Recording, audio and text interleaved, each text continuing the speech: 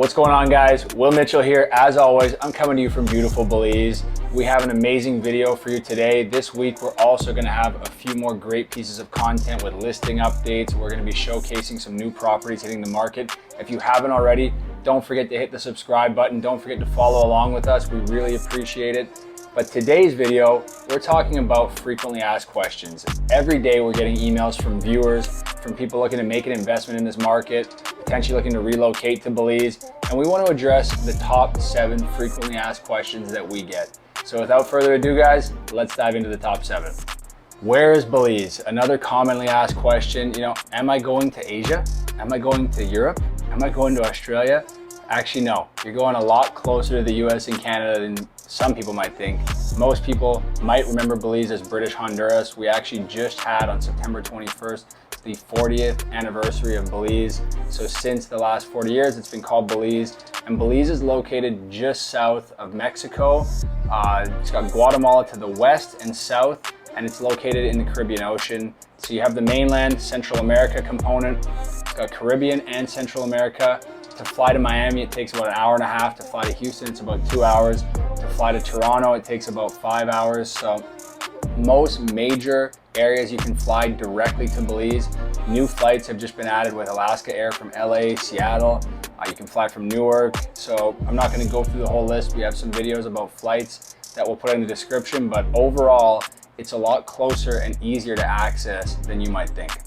So let's talk about language, guys. One of the first things you're gonna notice when you arrive at the Philip Goldson International Airport in Belize is that everyone's gonna be talking to you in English. And sometimes, very rarely, people get down here and are surprised by that. Usually your initial research before getting down here will tell you that. But it is a massive factor in a lot of people's decision to choose to come to Belize. So when you're getting down here, it's an English-speaking country, British parliamentary democracy. It impacts all aspects of your life down here. One, being able to communicate on a day-to-day basis is great. People do also speak Spanish, so if your preference is Spanish, you will be able to communicate as well. Most people are bilingual, but over 90% of the population speaks fluent English. So it impacts the real estate market in such that all the properties are full foreign ownership, fee simple title. It impacts legal documents. When I'm going around Mexico, I can probably scrape by and order a beer, maybe order some food, but when I'm making a financial investment, looking at my legal documentation, I want to be able to actually read that and know exactly what's going on there. So all legal documents in Belize are in English. In countries that are Spanish speaking, generally the legal system is based on Napoleonic civil law. It's a 2-tier ownership structure there. Here we have the same ownership rights. Locals, foreigners, doesn't make a difference. The other factor too, talking to doctors. If I'm going into a doctor and communicating with them, I want to know exactly what the medication I'm taking is, what the ailments are, what's going on with me, and that's a huge factor. So it's really important in a day-to-day life, but also just the high level, very important things that you don't want to make mistakes on. It has a big impact on that. So it's great to know that the official language of Belize is English. Let's talk about the elephant in the room, guys. COVID-19, how it's impacted Belize, what it's like in Belize through COVID. This could be one that takes a little bit longer. I'm just kind of going off the cuff here, so I'm going to try to hit all the major points, but if I miss any questions you guys have, be sure to throw them in the comments. We will do our best to address them, or shoot me an email and we can have one of the RE/MAX team members personally answer that question. But let's talk about it quickly. So personally, and from the viewpoint of having been here throughout the entire pandemic, having been in Belize throughout the entire process of COVID-19, Belize is one of the best strategically located countries for this. And I'm going to give you the high-level reasons, and then we'll talk about the legal requirements of coming into Belize as well. So the primary reason is that Belize is the 4th lowest densely populated country in the Western Hemisphere. When you're looking at places that have a lot of people moving around in a lot of different areas, it's not something that Belize experiences. The biggest city in Belize is Belize City with approximately 55,000 people. So for the ability for this virus to really spread around, it's quite difficult for that to happen. The other thing to look at is Belize has an extremely young population. So when you're looking at the impact of the virus, in general, it has a much higher mortality rate and impact on elderly people. It just so happens that approximately 80% of the population in Belize is under the age of 60, with a very, very high portion under the age of 25 and 30. So the landscape from an age, all the demographics really point to a country that's perfectly placed for COVID.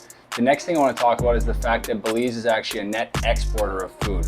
Belize is a strong agricultural industry and community where it's producing lots of different fruits, poultry, and it's actually exporting a lot of those oranges, a lot of the fruits that it creates, which has a big impact. But when you even lock the country down, being a net exporter and net producer of food means that the country is self-sustained. Also, the ability to go to the beach, grab a fishing line, cast it off, catch a nice snapper, fillet it and cook it up doesn't suck as well. So from those standpoints, Belize is really well located from the COVID-19 perspective. Now let's talk about actually getting into Belize, what the regulations are right now as of September 28th, if I'm not mistaken.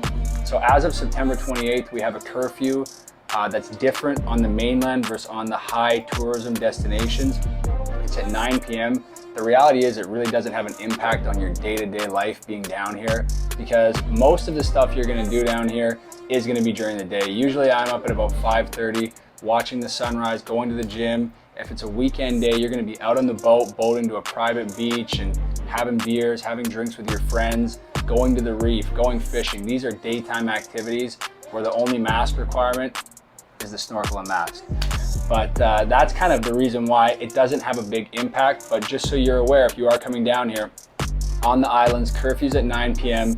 On the mainland, it's currently at 7 p.m. What we're expecting to see is these regulations to loosen as we enter the high season, because we are in the slow season right now. But overall, it's not going to have an impact on your vacation, and you can absolutely enjoy your time down here. And it really is a great place to come during the pandemic. And just as we exit this thing, or as we progress through it to whatever's going to happen next, I couldn't imagine myself in any place other than Belize. It is truly being free out here. So financing. How does financing in Belize work? Can you get financing on a property? If you're looking to make an investment in this market, being able to potentially get some leverage on that property, finance the property, might be able to stretch your budget and acquire more land or more condos. So it's a critical question that we need to answer and address here, guys. When it comes to financing in Belize, traditional bank financing isn't typically available. If you've seen our videos on financing, we go into detail on this. Generally, when people are looking to attain financing down here, and just to kind of go back a bit, if you do attain a bank loan down here, usually, unless you're a local Belizean, you're gonna have to go through a foreign bank, for example, Key Bank. And if you do get a loan through them, the rates are gonna be quite high, usually around 10 to 12%. So it's not an avenue that many people prefer or pursue, really. Also, the LTV is gonna be around 50%. So it's not very favorable financing. When people are looking to get financing on a property down here, typically what we do with our buyers, we'll help guide them to properties with vendor financing or developer financing. The reason being, in general, the terms are going to be a lot more favorable. Usually there's no prepayment penalties. We'll help our purchasers stretch the amortization out as long as we can to get low monthly payments, but then we'll keep it fully flexible with those no prepayment penalties. So you'll see, depending on what your LTV is, the interest rate will fluctuate. Obviously, the more you can do for your down payment, the lower the interest rate is going to be. Typically, when we're looking at vacant land in the Secret Beach area, it will start around $35,000 with 20% down, 8% interest.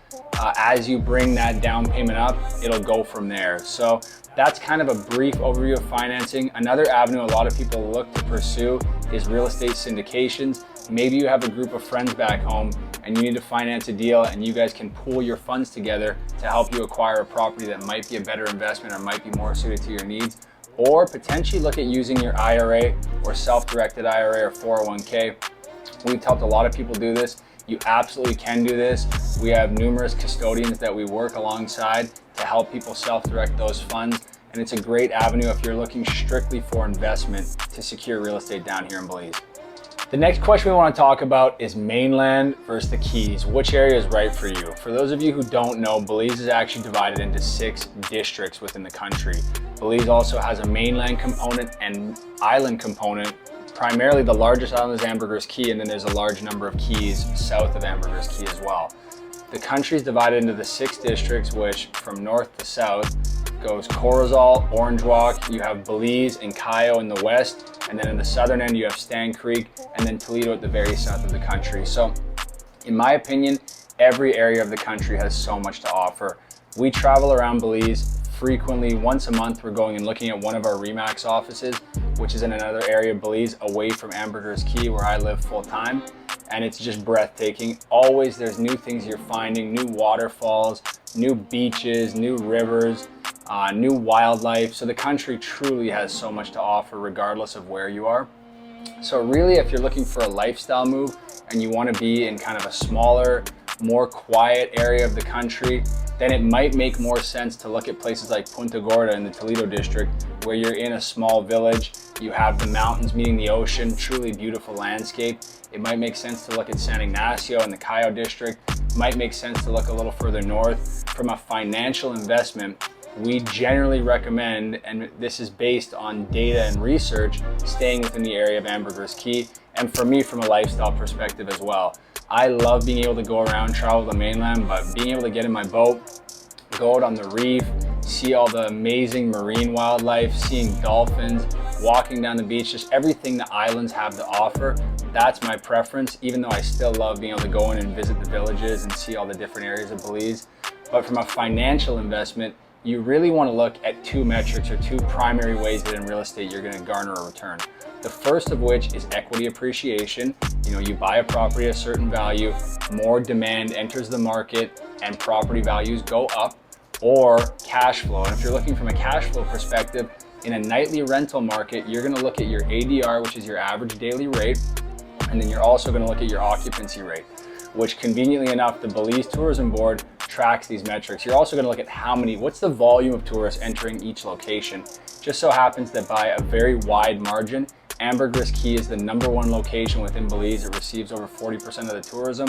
The reason being, for one, it's actually where the reef is closest to land in Belize. So from the northern end of Belize, you see Rocky Point, which is where the reef actually touches Ambergris Caye. Looking at the island, pretty much every day you'll see the waves breaking on the reef. It's absolutely breathtaking. It's about 700 yards off the coastline.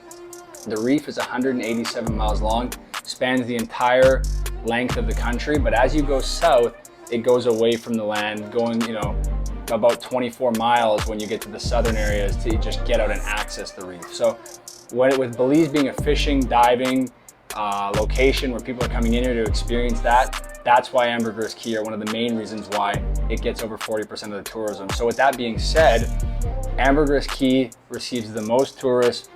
It has the highest ADR by a long shot, the highest average daily rate. Generally on average, it's around 250 US a night. That's the good, the bad, and the ugly. And it also has one of the highest occupancy rates year round. So when you're looking at a financial investment, generally I say you're gonna wanna stay within Ambergris Caye. From a lifestyle perspective, you can look at other stuff, but one thing's for sure, every area of Belize has something that's absolutely stunning and beautiful to offer, and you're gonna wanna explore the whole country when you get down here. Should I buy land and build, or should I buy a unit that's already built? This really depends, but I mean, if you're looking to get the most bang for your buck, in general, we recommend getting your land and building your property. The other benefit of this is you can build to what the market is looking for right now. We've done several analyses on that a few months ago. Great little insights into what the rental market is like here. But overall, in general, what we see is that units and houses being sold in the market are usually selling for about 30% above the replacement cost of that unit. So if you were to get the land and do the project yourself with reputable builders and the right checks and balances in place, there will be significant cost savings to that project. The other thing that you might want to look at is being able to design the house around your specific wants, desires, needs, requirements, and getting a new build. So we recommend doing this in a very specific way. If you just go to the bar and sit down and you're talking to someone and they tell you they can build your house and you wire them the money, and all of a sudden you're gonna probably have a big issue there and it's not gonna get done. So when we work with people and help them do this, we have specific architects we work with, we have specific builders that have a track record of doing good work, and we're always kind of monitoring what they're doing and potentially discussing projects with them, keeping our eyes on it. So overall, if you're looking to get the best bang for your buck, I'd recommend looking at land and building your project out. It is not as daunting as it might seem when you do it the right way and when you work with the right team, and we're more than happy to help you guys navigate that and get the right people in place behind you. When are the seasons of Belize? What are the seasons of Belize, and when is the best time to visit? Let's talk about that really quick here. Another very commonly asked question. Overall, what you'll find on the island of Ambergris Caye especially, and really in Belize in general, is that the weather is very consistent year round. In general, it will hover around 28 degrees Celsius, around 85 degrees Fahrenheit. You'll have a nice, beautiful Caribbean breeze, and that will cool you down. There's maybe 7 days of the year to 10 days of the year where you might want to put a sweater on because it's a little chillier when we get a northern wind coming in, but overall, it's going to be very consistent around there. From a seasonal standpoint, our rainy season is right now. September, October is usually the rainiest time of the year, so we're really kind of going in and have been in the rainy season, and it is noticeable, but it's not like what you'll see in the Pacific Northwest when you'll get rain for 2, 3, 4, 5 days straight, and it'll really rain throughout that whole winter season. In the Caribbean and in Belize, what we'll see is you'll see the squall line of rain coming in. It will rain for 5 to 25 minutes, then it'll go away, and then the sun will be out in a minute. So whenever people call me and they say that it looks like it's gonna rain, they check the weather, usually we'll tell them that pretty much every day the weather says it's gonna rain, and it's very unpredictable. But overall, the best time of the year is really anytime you can come outside of that rainy season. Even now though, it's a beautiful sunny day. We were walking down the beach this morning. It was pristine, flat water. It doesn't make that much of a difference. Our peak season, when you're gonna see the most people out here, is January, December, February, March. That's kind of the peak season. It'll slow down a little bit in April. We pick up again in the summer. We get a lot of travelers coming from Houston down here, from other areas where it's very humid and they want to get away from that. And our slow season is usually September, October. But overall, throughout the year, it's very consistent. I would never say to, scare away from a trip down here just because it's a specific time of the year. It's always a good time to come down to Belize.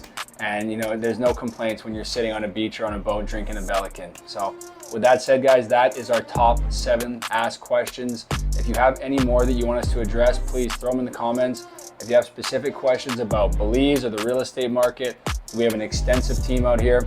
We're happy to help you guys get any questions you have answered or help you secure your perfect property down here in paradise. So with all that being said, guys, we can't wait to see you down here, and have a great day.